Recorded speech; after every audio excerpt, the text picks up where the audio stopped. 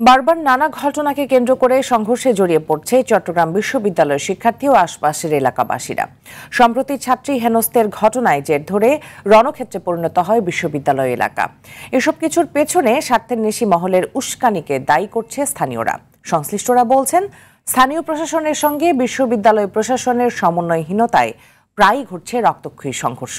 চট্টগ্রাম থেকে সাইফুল মাহমুদের পাঠানো তথ্যচিত্রে আরও জানাচ্ছেন আব্দুল হামিদ। গত ৩০ আগস্ট শনিবার দিবাগত রাতে চট্টগ্রাম বিশ্ববিদ্যালয়ের ২০২৪-২৫ শিক্ষাবর্ষের এক ছাত্রীর সঙ্গে কথা কাটাকাটির জের ধরে তাকে মারধর করা হয় বলে অভিযোগ ওঠে বাসার দারোয়ানের বিরুদ্ধে।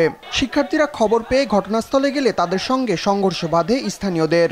পরদিন সংঘর্ষের মাত্রা এতটাই তীব্র হয় যে স্থানীয়দের দা চাপাতির কোপে গুরুতর আহত হন বেশ কয়েকজন শিক্ষার্থী। শিক্ষার্থীদের বাসা ভাড়া, বাজার বা যাতায়াত সেবার মতো গুরুত্বপূর্ণ সেবা দিয়ে থাকে স্থানীয়রা। অন্যদিকে শিক্ষার্থীদের সেবা প্রদানের বিনিময়ে লাভবান হন এলাকাবাসী। এসব কিছুর মাঝেও গত ৫ বছরে দুই পক্ষের মধ্যে অন্তত ২০টি সংঘর্ষের ঘটনা ঘটেছে, যার অনেকগুলো ছিল তুচ্ছ বিষয়কে কেন্দ্র করে। চট্টগ্রাম বিশ্ববিদ্যালয়ের প্রশাসন যে ঘটনাটা ঘটেছিল তৎক্ষণাৎ যদি ব্যবস্থা নিত, তৎক্ষণাৎ সেটা সমাধানের ব্যবস্থা করত, তাহলে আজকে এত বড় ধরনের একটা ঘটনা আমরা দেখতে পারতো না বা বিশ্ববাসী দেখতো না। স্থানীয়দের এক্ষেত্রে যে দায়, আমাদের বিশ্ববিদ্যালয়ের প্রশাসনের দায় এর চেয়ে বেশি।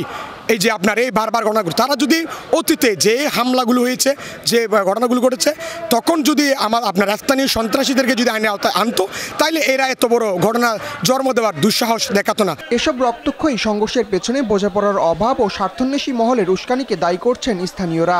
কেউ কাউকে সাথ দেয় না, বিশ্ববিদ্যালয়ের ছাত্ররা সাথ দেয় না এলাকাবাসীকে, এলাকাবাসী সাথ দেয় না বিশ্ববিদ্যালয়ের ছাত্রদেরকে। বিশ্ববিদ্যালয় প্রশাসন আমাদের স্থানীয় জনগণ, স্থানীয় প্রতিনিধিদের নিয়ে ভালো একটা সিদ্ধান্তের মধ্যে আসতে হবে।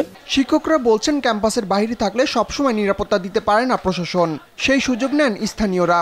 এই সব ঝামেলা গোলযোগ যদি বন্ধ করতে চাই, তাহলে একটা স্বীকার করে নিতে হবে যে আমাদের মেয়েদেরকে অবশ্যই ছেলেদের সমতুল্য অধিকার দিতে হবে, একটুও কম না, আপনি বেশি দিতে পারেন। আমরা যে 10টা বিষয়ের সিদ্ধান্ত নিয়েছি, সেখানে তো আমরা এখানে একটা মডেল থানার কথা বলেছি, সেখানে আমরা নিরাপত্তা চৌকির কথা বলেছি, সেখানে একটা গ্রামের যে সম্প্রীতির কথা বলেছি, আমাদের শিক্ষার্থীদেরকে নিরাপত্তা দেওয়ার জন্য আমাদের পরবর্তী যত মেজার আছে সেগুলো নেওয়ার কথা বলেছি। শিক্ষার সুষ্ঠু পরিবেশ নিশ্চিতে স্থানীয় ও বিশ্ববিদ্যালয় প্রশাসনের সহযোগিতায় এলাকাবাসীর সঙ্গে সম্পর্ক উন্নয়নে কার্যকর পদক্ষেপ নেওয়া সময়ের দাবি বলছেন সংশ্লিষ্টরা। আব্দুল হামিদ, RTV।